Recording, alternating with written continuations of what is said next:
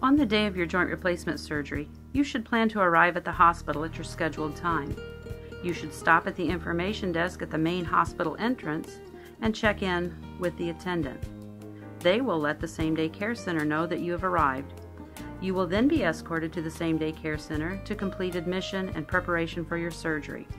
Preparations will include talking with your nurse about your history and medications, getting an IV started, verification and a preoperative scrub of your incision site, and answering all of your questions before surgery.